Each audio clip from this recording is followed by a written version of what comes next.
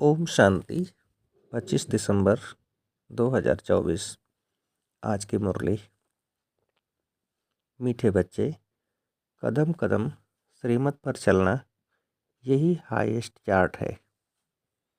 जिन बच्चों को श्रीमत का रिगार्ड है वह मुरली जरूर पढ़ेंगे।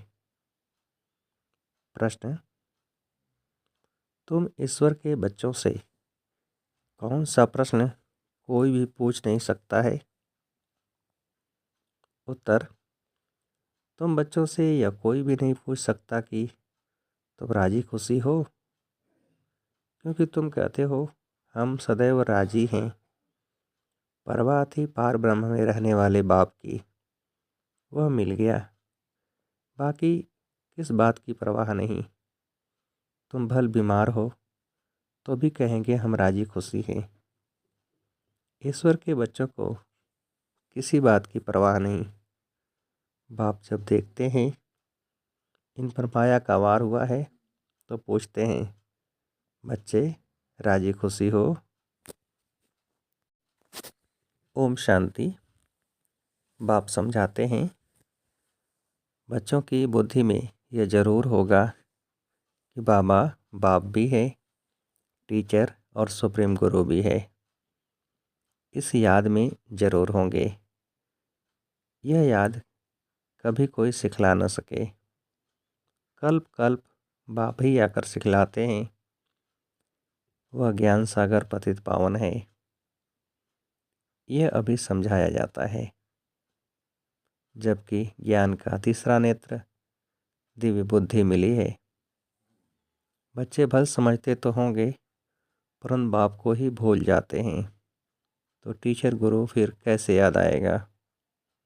माया बहुत ही प्रबल है, जो बाप के तीनों रूपों को ही भुला देती है। कहते हैं हम हार खा गए। यूं तो कदम कदम में पदम है, परंतु हार खाने से पदम कैसे होंगे? देवताओं को ही पदम की निशानी देते हैं। यह ईश्वर की पढ़ाई है। ऐसे मनुष्य की पढ़ाई कभी हो न सके। भल देवताओं की महिमा की जाती है, फिर भी ऊंचते ऊंच है एक बाप। बाकी उनकी बड़ाई क्या है? आज गधाई कल राजाई। अभी तुम पुरुषार्थ कर यह बन रहे हो। जानते हो इस पुरुषार्थ में फेल बहुत होते हैं। ज्ञान तो बहुत सहज है, फिर भी इतने थोड़े पास होते हैं। क्यों? माया घड़ी घड़ी बुला देती है। बाप कहते हैं अपना चार्ट रखो, परंतु लिख नहीं पाते हैं। कहाँ तक बैठे लिखें? अगर लिखते भी हैं तो कभी अप कभी डाउन। हाईएस्ट चार्ट उन्हों का होता है जो कदम कदम श्रीमत पर चलते हैं। बाप तो समझेंगे इन विचारों को लज्जा आती होगी, नहीं तो श्रीमत अमल में लानी चाहिए। 1-2% मुश्किल लिखते हैं। श्रीमत का इतना रिगार्ड नहीं है। मुरली मिलती है तब भी नहीं पढ़ते हैं। उन्हों को दिल में लगता तो ज़रूर होगा। बाबा कहते तो सच है, हम मुरली नहीं पढ़ते हैं तो औरों को क्या सिखलाएंगे। बाप तो कहते हैं मुझे याद करो तो स्वर्ग के मालिक बनो। इसमें बाप भी आ गया, पढ़ाने वाला भी आ गया, सदगति दाता भी आ गया। थोड़े थोड़े अक्षर में सारा ज्ञान आ जाता है। यहाँ तुम आते ही हो इसको रिवाइज करनी। पर बाप भी यही समझाते हैं, क्योंकि तुम खुद कहते हो हम भूल जाते हैं, इसलिए यहाँ आते हैं रिवाइज करने। भल कोई करते भी हैं तो भी रिवाइज नहीं होता। तकदीर में नहीं है तो तदबीर भी क्या करें। तदबीर कराने वाला तो एक ही बाप है।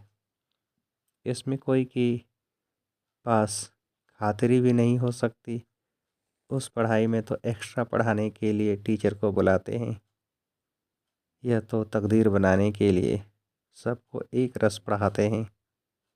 एक को अलग अलग कहाँ तक पढ़ाएंगे? कितने ढेर बच्चे हैं। उस पढ़ाई में कोई बड़े आदमी के बच्चे होते हैं, ऑफ़र करते हैं तो उनको एक्स्ट्रा भी पढ़ाते हैं। टीचर जानते हैं कि यह डल है, इसलिए पढ़ाकर उनको स्कॉलरशिप लायक बनाते हैं। यह टीचर ऐसा नहीं करते हैं। यह तो सभी को एक जैसा पढ़ाते हैं। एक्स्ट्रा पुरुषार्थ माना टीचर कुछ कृपा करते हैं। बल ऐसे तो पैसे भी लेते हैं, खास टाइम दे पढ़ाते हैं, जिससे वह जास्ती पढ़कर होशियार होते हैं। यह बाप तो सबको एक ही महामंत्र देते हैं, मन मना भव। बस बाप ही एक पतित पावन है, उनकी ही याद से हम पावन बनेंगे। वह तुम बच्चों के हाथ में है, जितना याद करेंगे उतना पावन बनेंगे। सारा मदार हर एक के पुरुषार्थ पर है। वह तो तीर्थों पर यात्राएं करने जाते हैं, एक दो को देख कर भी जाते हैं। तुम बच्चों ने भी बहुत यात्राएं की हैं, फिर क्या हुआ? नीचे ही गिरते आए हो। यात्रा किस लिए है? इससे क्या मिलेगा? कुछ भी पता नहीं था। अभी तुम्हारी है याद की यात्रा। अचर ही एक है, मन मना भव। यह यात्रा तुम्हारी अनादि है। वह भी कहते हैं हम यह यात्रा अनादिकाल से करते आए हैं। अभी तुम ज्ञान सहित कहते हो कि हम कल्प कल्प यह यात्रा करते हैं। यह यात्रा खुद बाप आकर सिखलाते हैं। उन यात्राओं में कितने धक्के खाते हैं, कितना शोर होता है। यह यात्रा है डेड साइलेंस की। एक बाप को ही याद करना है, इससे ही पावन बनना है। तुम्हें बाप ने यह सच्ची सच्ची रूहानी यात्रा सिखलाई है। वह यात्राएं तो तुम जन्म जन्मांतर करते ही रहे, फिर भी गाते हैं चारों तरफ लगाए फेरे। भगवान से तो दूर ही रहे। यात्रा से आकर फिर विकारों में गिरते हैं तो क्या फ़ायदा? अभी तुम बच्चे जानते हो, यह है पुरुषोत्तम संगम युग। जबकि बाप आए हैं, एक दिन सभी जान जाएंगे कि बाप आया हुआ है। भगवान आखिर मिलेगा कैसे, यह तो कोई भी नहीं जानते।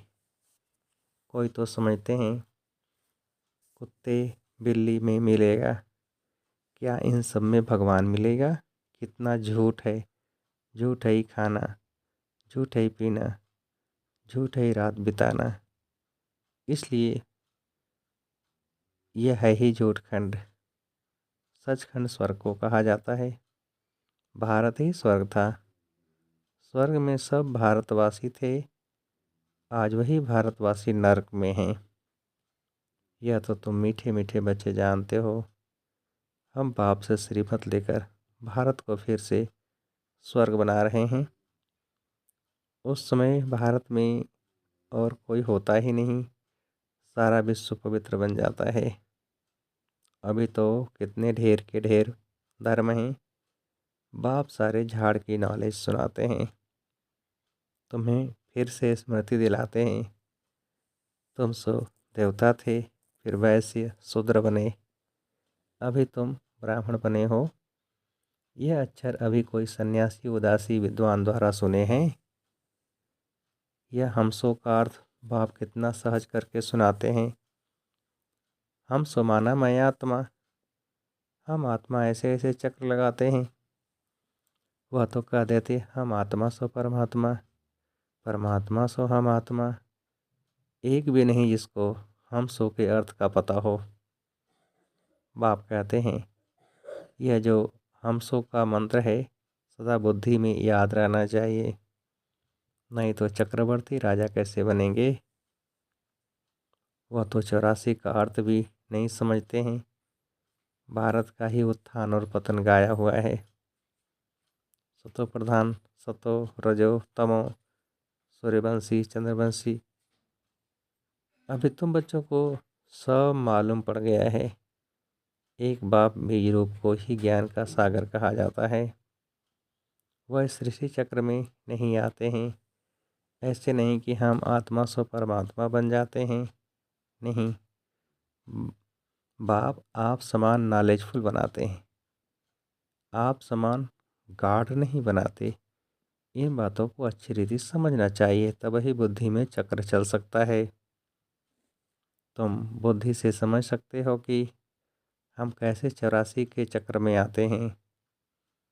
इसमें समय, वर्ण, वंशावली सब आ जाते हैं। इस नॉलेज से ही ऊंचते ऊंच बनते हैं। नॉलेज होगी तो औरों को भी देंगे। उन स्कूलों में जब इम्तहान होता है तो पेपर आदि भराते हैं। पेपर विलायत से आते हैं। जो विलायत में पढ़ते होंगे उनमें भी कोई बड़ा एजुकेशन मिनिस्टर होगा तो जांच करते होंगे।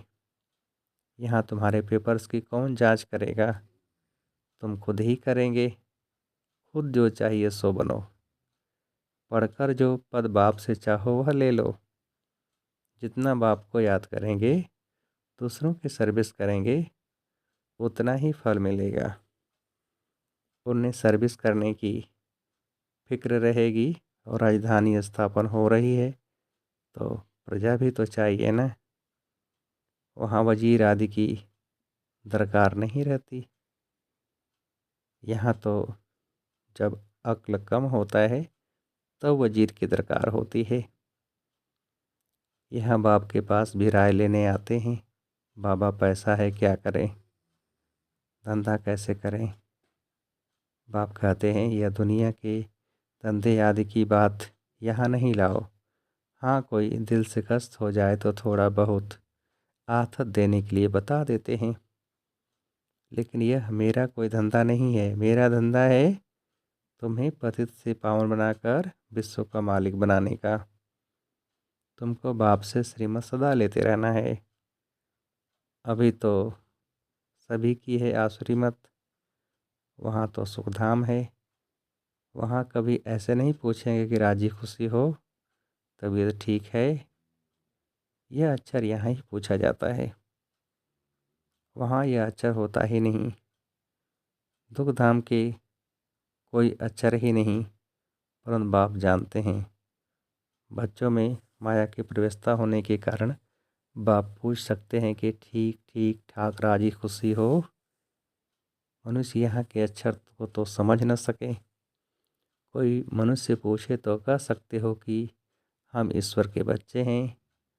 हमसे क्या खुश खैरापत पूछते हो।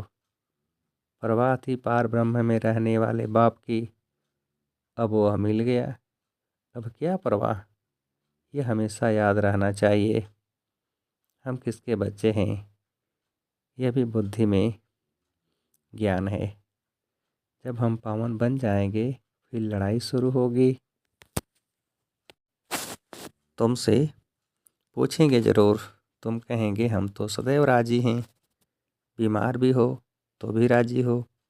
बाबा की याद में हो तो स्वर्ग से भी यहाँ जास्ती राजी हो। जबकि स्वर्ग की बादशाही देने वाला बाप मिला है। हमको कितना लायक बनाते हैं, फिर हमको क्या परवाह है। ईश्वर के बच्चों को किस चीज़ की परवाह। वहाँ देवताओं को भी परवाह नहीं। देवताओं के ऊपर है ईश्वर, तो ईश्वर के बच्चों को क्या परवाह हो सकती है। बाबा हमको पढ़ा रहे हैं। बाबा हमारा टीचर सतगुरु है। बाबा हमारे ऊपर ताज रखते हैं। इसको इंग्लिश में कहते हैं क्राउन प्रिंस।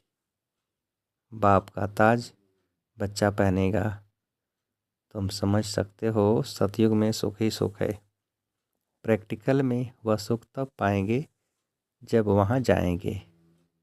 वह तो तुम ही जानो सतयुग में क्या होगा। यह शरीर छोड़ हम कहाँ जाएंगे। अभी तुमको प्रैक्टिकल में बाप पढ़ा रहे हैं। तुम जानते हो, सच सच हम स्वर्ग में जाते हैं। वह जो कहते हैं फलाना स्वर्ग में गया, परंतु उन्हें पता नहीं स्वर्ग और नरक किसको कहा जाता है। कल्प की आयु ही लाखों वर्ष लिख दिए। जन्म जन्मांतर वह यह ज्ञान सुनते सुनते गिरते आए। अभी तुम्हारी बुद्धि में है कि हम कहाँ से कहाँ आकर गिरे हैं। सतयुग में गिरते ही आए हैं, सतयुग से गिरते ही आए हैं। अभी हम इस पुरुषोत्तम संगम युग पर पहुँचे हैं। कल्प कल्प बाप आते हैं पढ़ाने। बाप के पास तुम रहते हो ना, यही हमारा सच्चा सच्चा सतगुरु है, जो मुक्ति जीवन मुक्ति का रास्ता बताते हैं। जैसे यह बाबा भी सीखते हैं, ऐसे इनको देख तुम बच्चे भी सीखते हो। कदम कदम पर सावधानी रखनी होती है। मनसा वाचा कर्मणा बहुत शुद्ध रहना है। अंदर कोई भी गंदगी नहीं होनी चाहिए। बाप को घड़ी घड़ी बच्चे भूल जाते हैं। बाप को भूलने से बाप की शिक्षा भी भूल जाते हैं। हम स्टूडेंट हैं, ये भी भूल जाते हैं। है बहुत सहज, बाप की याद में ही करामात है। ऐसी करामात और कोई भी बाप सिखला न सके। इस करामात से ही तमो प्रधान से सतो प्रधान बनते हैं। तो मुझे जानते हो, शिव बाबा ने ब्रह्मा द्वारा आदि सनातन देवी देवता धर्म की स्थापना की है। जो धर्म सतयुग और त्रेता आधा कल्प चलता है। फिर दूसरे धर्म वाले बाद में वृद्धि को पाते हैं। जैसे क्राइस्ट आया, पहले तो बहुत थोड़े थे, जब बहुत हो जाएं तब राजाई कर सकें। क्रिश्चियन धर्म अभी तक है, वृद्धि होती रहती है। वे जानते हैं कि क्राइस्ट द्वारा हम क्रिश्चियन बने हैं। आज से 2000 वर्ष पहले क्राइस्ट आया था, अब वृद्धि हो रही है। क्रिश्चियन कहेंगे हम क्राइस्ट के हैं। पहले एक क्राइस्ट आया, फिर उनका धर्म स्थापन होता है, वृद्धि होती जाती है। 1 से 2, 2 से 4, फिर ऐसे वृद्धि होती जाती है। अपनी देखो क्रिश्चियन, अभी देखो क्रिश्चियन का झाड़ कितना हो गया है। फाउंडेशन है देवी देवता घराना, इसलिए ब्रह्मा को ग्रेट ग्रेट ग्रैंड फादर कहा जाता है। परंतु भारतवासियों को यह भूल गया है कि हम परमपिता परमात्मा शिव के डायरेक्ट बच्चे हैं। क्रिश्चियन भी समझते हैं आदिदेव होकर गए हैं, जिससे यह मनुष्य वंशावली हैं।